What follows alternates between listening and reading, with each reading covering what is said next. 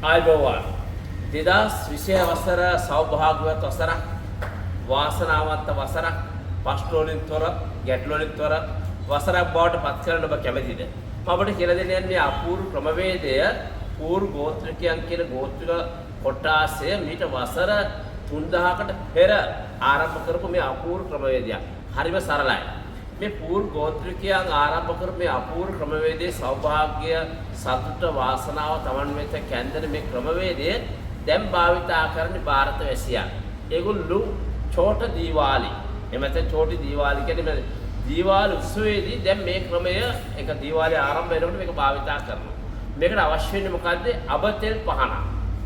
මේකට අවශ්‍ය වෙන්නේ කුයිසල කුඩා මැටි පහනක් ගන්න අබතෙල් ටිකක් අරගෙන ඉවර වෙලා 31 වෙනිදා රෑ එහෙම නැත්නම් පළවෙනි උදේ කලක් කමන්නේ මේ කුඩා අබතෙල් පහනට මේ අබතෙල් පහන දැල්වලා මේක මේ ආකාරයට අතට අරගන්න. අතට අරගෙන ඉවර වෙලා ඉස්සෙල්ලා ඔබේ ප්‍රධාන ශාලයට යන්න. ශාලයට ගිහිල්ලා මේ ශාලයේ තියෙන අසුබ ශක්තිය මේ මගින් දුර වේවා කියලා හොඳ ප්‍රාර්ථනාවක් ඇති කරගෙන ඊට පස්සේ කාමර වලට යන්න. ළමයි දරුවන්ගේ කාමර, ස්වාමිපුරුෂයා කාමර, ඔබේ කාමර හැම කාමරයකටම මේක අරගෙන ගිහිල්ලා අර ප්‍රාර්ථනාව කරන්න මාවෙත් හැබැයි ගෘහ මූලිකයා කරන්න ඕනේ. මත ගෘහ මූලිකයා එහෙම නැත්නම් ස්වාමිපුරුෂයා කැමති නැත්නම් ගෘහ භාර්යාව හරි කවන්නේ කරන්න.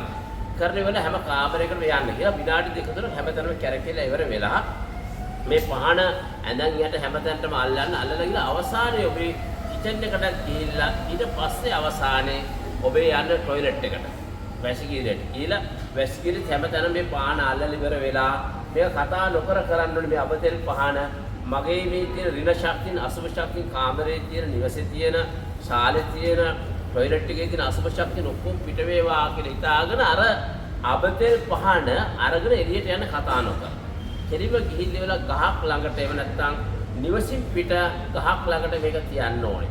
දැන් ඔබෙන් අහන ගහක් නැත්නම් මොකද කරන්න? ඔබ අහනවනේ.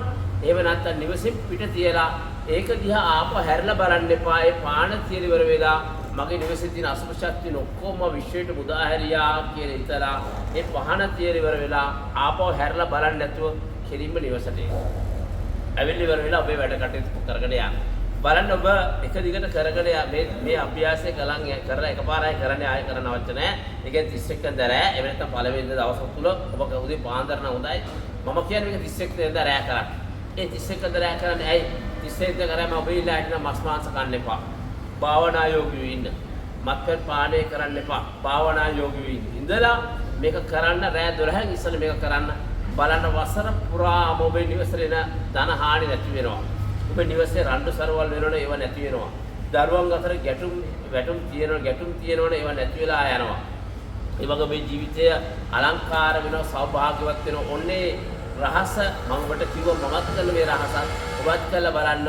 ඔබ 2025ට වඩා 2026 මේ වසර සෞභාග්‍යවත් වෙන්නේ නැද්ද කියලා බලන්න මේකට අවශ්‍ය වෙන්නේ වැඩිලියන්නේ අබතෙල් පහනක් විතරයි. එහෙනම් ඔබට මේක කරන්න කියලා අත්අදා බලන්න කියලා ඉල්ලා සිටිනවා. ඔබ සැපට ලැබුවා වූ මේ 2026 වසර සතුට සෞභාග්‍ය වසරක් වේවා කියලා ප්‍රාර්ථනා කරනවා. හරි ඕම් ශාන්ති ශාන්ති ශාන්ති.